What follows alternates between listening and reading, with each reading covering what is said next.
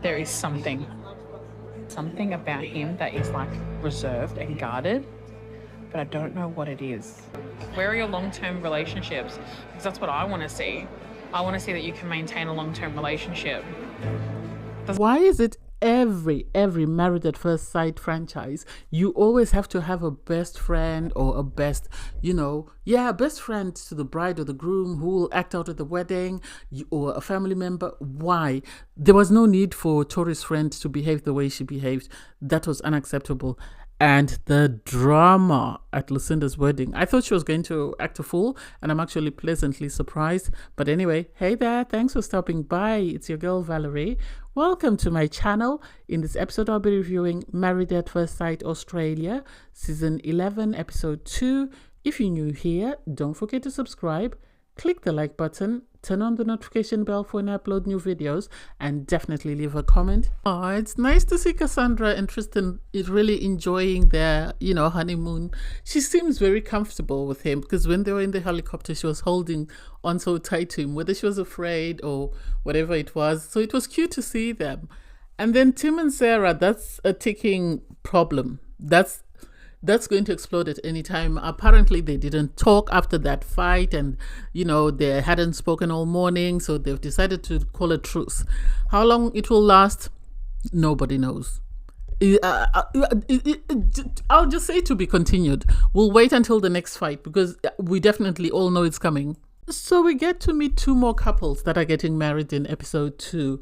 And it's Lucinda and Timothy. And it's like, why would you do that to Timothy? Why? He doesn't deserve that. Because he says his mom passed away the same year his brother passed away, and his dad passed away 6 weeks ago. So he has no one in the world. He's just alone. And I think this is one of the reasons why he's sort of motivated to go on Married at First Sight, with the hope that he'll find his life partner and sort of create a family of his own. So to give him someone like Lucinda, who's just away with the fairies, doesn't make sense to me. Apparently she's a very spiritual person. She's 43 years old. Yes, she knows that her opportunity to have kids might have left her, and she's too earthy, too spiritual, too la-di-da. One of those people that I don't think someone like Timothy needs, especially at this point in his life. They could have done better. They might surprise me and actually work, but I don't see it. I really don't see it. And after speaking to her, I don't get how the experts felt she was appropriate for Timothy. Oh, they do have a great sense of humor, so they'll find... No. He needed someone more stable. He needed someone who's sort of more sure of themselves and knows exactly what they want. I'm not saying, Lucinda doesn't know what she wants, but I'm not feeling her. I'm sorry. I'm not feeling her. I think she's too earthy. She's one of those, wind chime people, and it's too much. I think it's going to be too much for Timothy. And the fact that she spoke about an erection is just like, oh my God. Why do people have to bring that up on wedding day? This reminds me of that guy on Married at First Sight UK who said, I feel like I'm a human vibrator. And it seems like this is what Lucinda's looking for, in my opinion. Next up is Tori and Jack. Oh my God, they're going to be another toxic couple. They're too high strung.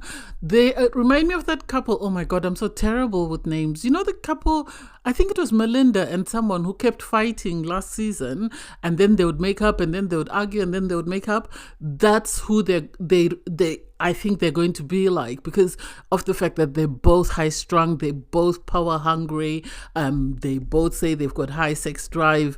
It's going to be a toxic couple, another toxic couple, sadly, because I don't understand what the experts look for in particular, because this man, he says he's used to submissive women, so he wants someone who's able to sort of hold him accountable. And it's like, well, you should have eased him in. You shouldn't have gone from one extreme to the other, because it's going to be very toxic, in the sense that here's this guy who's used to being in control of every situation. Now you have to give up control to someone who's also used to being in control. It's going to be chaotic when they both want control and no one is willing to give, and they're going to fight a lot. That's what I can foresee for the two of them. Sorry, Tori and Jack, that's what I can say. That's what I can see. I don't know. Maybe they'll change my mind, but both two couples getting married today, I'm very anxious. So the first wedding is Timothy and Lucinda. And Timothy somehow, I don't know whether one of the producers told him or whatever, he was saying he doesn't like somebody who's into this energy thing or meditates, because he had an ex who in the morning you were not allowed to make any noises because she'd be meditating and she wanted the house to be still. And it's like, is this the first time him saying this, or did the experts ignore that part? Because it doesn't make sense that why would they ignore such a crucial thing if this is something that he doesn't like? Are they saying that everything else far outweighs, the fact that she's one of these energy people? And so as soon as she arrived, you could tell he wasn't impressed. He wasn't impressed. His face sort of fell. And then someone came out with these feathers to do, a cleansing. And this is a bit too much for someone you don't know. And I think the producers must have pushed for it, knowing that he didn't like it, because why else would they do it? It didn't make sense. And then suddenly it started raining. I thought he was going to say no, because apparently there's someone who refuses to get married or whatever happens. I thought he was going to say no. I thought he was the one who was going to refuse to get married, because he really didn't seem impressed with Lucinda. But then suddenly the wedding restarted. They said their vows. They both seemed happy. I don't know. I really don't know. It's from their sort of vows and their sort of confessionals, it seems like it's two very broken people who are coming together, and I don't know whether there is a possibility that they will work, because it seems in their past relationships there's been a lot of turmoil. And if I remember very well, I think Timothy said his ex left him. So in his vows, he said, please don't leave me. And it's like, oh my God, this is going to be a problem. At least they get to have these, commitment ceremonies. So hopefully the experts will be able to sort of provide them with support and assistance to sort of overcome the obstacles that they're going to face in their relationships. The fourth couple to get married are Jack and Tori. And for me, I don't know. Well, Jack, his parents came to see him. His mom was very tearful. That's her baby boy. He's getting married. He says his parents have been married for 40 years. So he's had the opportunity to sort of witness, a loving and sort of committed relationship. My only concern with him is the fact that he's a control freak, or he says he's used to being in control. And so I don't know how that's going to work out when he sort of marries Tori, who's also another control freak. So I don't know who's going to want to relinquish control in this relationship. I think they're going to be butting heads a lot because of that. And so, he's very anxious about the fact that he has no idea who he's marrying. And it's like, when people sign up to the experiment, they have to be open to the idea that the experts are going to match them to the person they need, and not probably the person that they want. And so it's up to them to sort of say, okay, I'll go ahead with this or I'll leave it. And so I understand this concern that, what if she's not the type of person that I like, or what if there's no attraction? And it's like, well, even if you stress, you just have to wait and see when you meet her at the altar. At the end of the day, Tori on her part is anxious that she hasn't got to meet her groom, and she's very used to being in control as well. So the idea that she can't control anything is something that's stressing her out. She's worried as well about her reactions when she sees him, and she's also worried about her family, because she says her family, can't fake their reactions. So then you have, both sides of the family go for the wedding, and I love the fact that their moms sort of hit it off, because Tori's mom seems very outspoken. Jack's mom seems very quiet and reserved, but they were able to sort of find a middle ground. They were talking, they were laughing, and there was this banter. And Tori's mom can be a bit inappropriate at times. I think this is what she was saying, that I'm nervous about my mom because my mom is very vocal. And so when Jack came out, she was impressed. Even the producers asked her, do you have a crush? And she said, yes, I've got a crush on Jack. And it's like, please don't say that. That's your son-in-law. Please don't say that. And she kept saying, oh, she's going to like you. She's going to like you. If she doesn't like you, come home with me. And it's like, come home with you as what? As your boyfriend, or as your son-in-law, or, as your child? Which is it? And so I don't know. it's going to be interesting to see how they navigate that with the mom who's very loud and very vocal, and him being very controlling. And so if he falls out with her daughter, I don't know how sort of things are going to be handled in that situation. When her friend, sort of her bridesmaid, came down, you could see he was anxious because she's got a bit of weight on her. He's a he's a personal trainer, and I think he was wondering if her friend looks like this, what does she look like? And so hopefully he's impressed when he sees her. But I'm okay with her. I think she's okay. I think my only concern is the fact that Tori is a control freak and he's a control freak, and I don't know how those two are going to function. Tori and Jack's vows were actually very sweet, although the fact that she and her mother kept checking things off the checklist was a bit awkward, in my opinion. I think her family is a bit too much, and I think Jack's mom is a bit too reserved, so she felt maybe a bit anxious or a bit uncomfortable, but she didn't say anything, so that's good. I thought their vows were sweet. I am worried as well about the control freak thing, and she did bring it up, and Jack is saying, oh, he's worried about that. He thinks she'll keep him on his toes, but he will get her in check. And it's like, why do you feel like you have to control another human being? They are an adult, they've lived their life without you, so why should you suddenly come into their life and control them? That doesn't make sense. That is scary. That reminds me of the couple from Married at First Sight UK, Shauna, who was married to this husband that was very controlling, that they ended up being kicked out of the experiment because of that, because the experts were worried that he was going to sort of become abusive. I think they were worried that the viewers would complain bitterly and there would be a lot of backlash. So they ended up kicking them out. And I hope this doesn't become the case with Jack and Tori, because somebody has to give. Somebody has to give. He cannot get a woman he's going to manipulate. So I get where the experts are coming from, giving him someone who's independent and able to stand up for himself. But I don't know how that's going to work out together. So at the reception, it turns out that Jack only has, because you first have Tori sort of introduce her family, and she introduces her brother, his best friend, and then a couple of people around at the table who I didn't quite get who they were. And then when it was Jack's turn, he's saying, this is my client, and it's like, give a reason why all your clients are here. Is it because you don't have any family, or is it because your family live far away and they were not able to attend? Because it doesn't make sense why you would have all your clients at your wedding.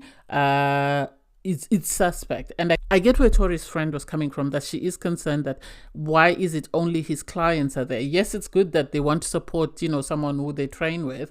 That shows his level of commitment to his job. It's just like if you had work colleagues sort of come up, that makes sense. But also, where are his friends from his childhood? That I hadn't thought about it, but then it sort of sinked in, and it makes me question, are those his real parents, or did he hire someone to play his mom and dad? What is it? I don't get it. That was too suspicious for me. That was too suspicious. It reminded me of Cameron from Married at First Sight USA, season 17, in the sense that his immediate family were not there at his wedding, and then he later revealed that, oh, my dad is not feeling well, we're going to go to my country and then we'll have another wedding there, and so on and so on. So something is suspect with Jack, and I don't know what it is, but we'll find out, I guess. Is it a requirement to always have a friend that acts out at your wedding on Mavs? Please make it make sense, because every time you have to have that friend who either fancies the groom or fancies the bride, or who says inappropriate things at the wedding, because you have Tori's friend sort of be suspicious. Yes, it is suspicious that, Jack doesn't have any of his personal friends or any other relations outside of his mom and dad. That is suspect. But for her to decide to have this conversation with Tori on her wedding day doesn't make sense to me. She should have waited until after the wedding to have the conversation once Tori's come back from her honeymoon and she finds out how the relationship is going. Then she could have given her opinion. Not for her on wedding day to say, oh, I don't think he's good at commitment. Why are his personal friends not here? Why does he not have any other family members? Why is this? And it's like, this is somebody's happy day. What if they're able to make it work? What if they have a successful relationship and you're starting off their marriage by, bad mouthing the husband? That's not a good look. That's not a good look. That's going to create animosity between you and your friend because, you know, Tori's mom already likes Jack. She's prepared to take Jack home with her. And so the idea that you, as her best friend, are saying bad things about her daughter's husband, how will that land? I didn't like that. I think she should have addressed her concerns with Tori's mom and not discussed them with Tori, and then Tori's mom could have brought them up with her daughter at some point. I don't think it was the friend's place to discuss that. I felt it was irrelevant. I felt it was attention seeking, like with Bronte's wedding last season. It seems every other wedding, there has to be someone who acts out. Anyway, both couples, you know, received their notice to say they're going on a honeymoon. You have Timothy and Lucinda. Well, Lucinda's very happy. She really likes Timothy, and I hope she's able to tone down a bit because she really likes this guy and she doesn't scare him off. And so they seem content. They seem happy. They didn't say whether or not they had sex, and I'm happy that that question wasn't asked. I don't think it's necessary to keep asking these participants. Every show from this franchise, they have to ask that question, and it's like, why? Why are you asking? It's not necessary. You have Tori and Jack go on their honeymoon. Tori is you know, on cloud nine. She's saying she's sexually attracted to Jack. She thinks things are working out great. She's in a very happy space. And yet you have Jack sort of making out with Tori, but saying he's not sexually attracted to her. And he says, oh, I have a very high sex drive. I have this. Oh my God, why do you feel the need to say that on TV? Do you think that's attractive? Do you think that's endearing? I don't get that. I felt it was inappropriate. That is something he should have saved for himself, because Mavs have a habit. It doesn't matter which country from the franchise, they will play your controversial remarks till eternity. So the idea that he didn't stop and think before he opened his mouth to say that doesn't make sense, because not only is Tori's family going to see this, his parents are also going to see this. Is he not ashamed that, you know, his parents get to see him act a fool? I don't get it, and I didn't like it, and I was so embarrassed for him and for Tori as well, and for Tori's mom, given how excited she was about him. But anyway, I digress. Thanks guys for watching. Please don't forget to like, share, comment and subscribe, and click the link in my video to watch my review from episode 1. Bye guys.